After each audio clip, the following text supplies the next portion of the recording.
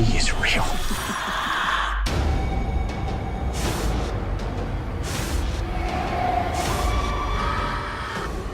Oh. That music sounded like Transformers music.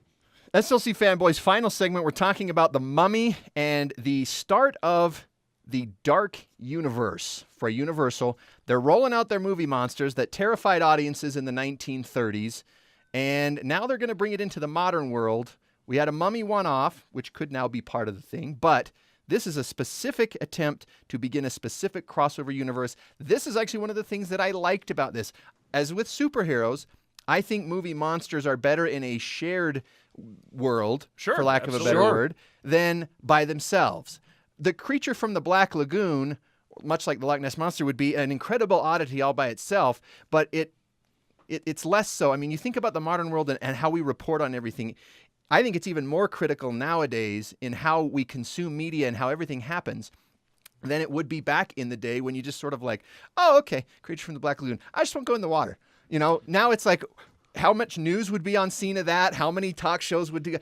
In the media-intense world, these creatures make much more sense as a part of multiple because we can accept multiple more than we can accept just one. Well, even with where technology's going, too, you know. Who knows what they're going to do with Frankenstein, but that could play a big part of it. And speaking of Frankenstein, take a look at this. This is the crew of the Dark Universe right here. We've got Tom Cruise in the middle. Of course, he's going to kind of be the center of all of this, or at least he was the center of the Mummy, and we'll see where it goes from there. But you've also got Russell Crowe, who plays Dr. Jekyll, and his counterpart, Mr. Hyde. You've got Sofia Boutella on the right, who plays the Mummy. And then seated, Javier Bardem, who will play Frankenstein's monster, and Johnny Depp, who will play the Invisible Man. Interestingly enough, do you know what the next movie in the series is? No. The Bride of Frankenstein, set for 2019. The Bride of The Frankenstein? Bride of Frankenstein. What? It'll be directed by Bill Condon, who you most recently remember having directed that remake of Beauty and the Beast. Right. That's the next one in the Dark Universe series, is The Bride of Frankenstein. They haven't cast the bride.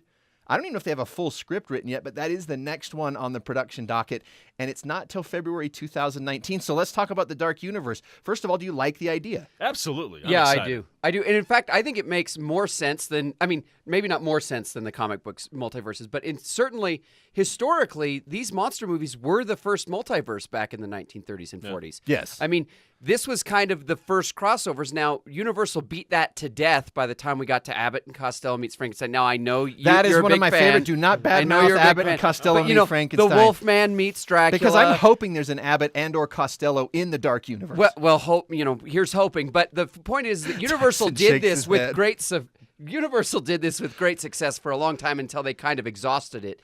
And that made Hollywood kind of afraid to do it for, the next 40, 50, 60 years. So we're getting back to that. But certainly to have these monsters come back to a multiverse is in a way coming back full circle. I think it's a great idea. Tyson, what about you? Do you like this kind of horror? Do you prefer the actual, grisly, scare me kind? No. I love this. I love this. So, these movies can be intense. They can be interesting. There is a lot of history behind them, and so I'm excited for where they can take these characters, how they can make them relevant to today, and push them beyond. But The Bride of Frankenstein, I'm a little confused about. Well, Why is that the next film? I'm guessing that they're starting there because you're starting what they call in media res, like mid-story. And the reason they're doing that is because I think they're trying to get away from origins, just because there's so much origin but exhaustion. Here's another thing wouldn't too. you put out a big like a Dracula or a Wolfman instead? That is kind of a big name character. That's a good question, and I've heard floating rumors that The Rock could be considered as the Wolfman. In or out of but the hair? But here's the question: are they going to do this, keeping all of it in or out of what? The hair. Yeah, he's the first hairless He's Wolfman. He's a big guy so without being a werewolf already. I can see they will him find a way to have him be the Wolfman at times without the hair. He'll I look guarantee like, it. It will be in his contract. He'll look like early 2000s The Rock, who wrestled with the longer sideburns. I'm just saying, is he going to play the guy who turns into the Wolfman, or is he just going to be the character? Like Lou Ferrigno was the Hulk and Bill Bixby was David Banner, right? Good question. Yeah, I don't know. I think he could be both. He became the Rock Obama on Saturday Night Live, if you remember. That's right. But getting back to what I was saying is, are they going to keep it all in the same timeline? Meaning, this took place in 2017-ish, The Mummy, but with the possibility of Brendan Fraser's Mummy being canon, could they start telling some of these stories in their own time? Meaning, The Bride of Frankenstein could be older. I'm sure the DCEU just did it with Wonder Woman. I Yeah. mean, being in 1917. So I think that you can do it. More importantly, I think for me, what's really exciting about this universe is the tone. I mean, you have multiple action adventure universes. You've got DC, you've got Marvel, you've got Star Wars now. So these are all kind of, I mean, Star Wars is action adventure fantasy. Marvel is straight up action adventure. So is DC.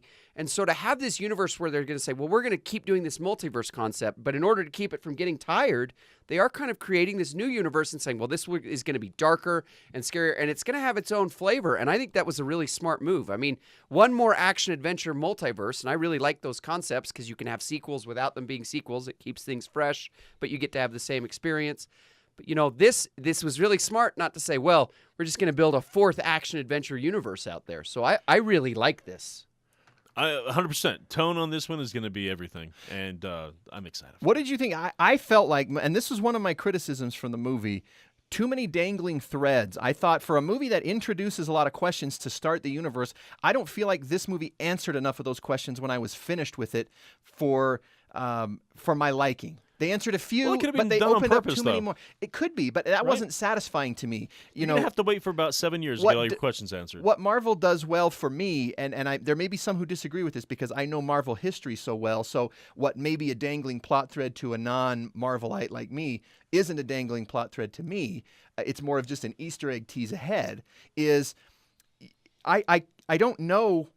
You got to have enough in this chapter to make it worth my while. Mm-hmm. Otherwise, this is the first half of a movie instead of a full movie. You just told me the first half of a movie that you're going to tell me over more parts. Then this should be a miniseries, not a movie, because it's got to have a closing portion. Give me an example. Can you give me an example of what you're... No, because that would spoil things. No, you can probably give an example that's not going to spoil something, though. Well, what's the final fate of the mummy?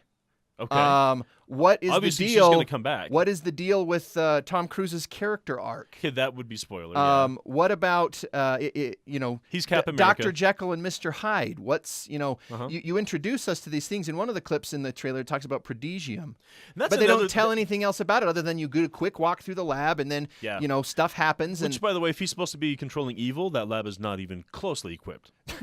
Not even. Oh, I thought he had is some an cool evilologist as well as a horrorologist. But maybe I won't disagree with Tyson. But, I felt like the third act was pretty muddy. I mean, it did fall into... Yeah. And I fault the director for this. I mean, it fell into the kind of Kurtzmanisms that plagued Lost and have plagued Prometheus, although he wasn't directly involved. He comes from the Damon Lindelof school of, well, just make something up at the end that seems dramatic and pretend that there's substance to it, but there really isn't. And that kind of smoke and mirrors act is getting old. And in the third act, you could really feel that they were grappling for, well, how are we going to wrap this up? And they just kind of tried to cheat it by you. And it left a lot of questions unanswered. And I think that they wanted to present that as... I think so, too. As saying, part of their strategy. Yeah, saying, well, we're leaving it open-ended, where in fact they were kind of just grappling for an ending. It is open-ended, but I agree with you. Some of the loose threads were a mistake and not intentional as they might want you to believe. But final thoughts then. My final thoughts quickly as... If you like Tom Cruise and you like scary movies, go see this. I mean, it's totally... You'll have a good time, I think, for the most part. My criticism is, just don't take your little kids if you think it's going to be good for them.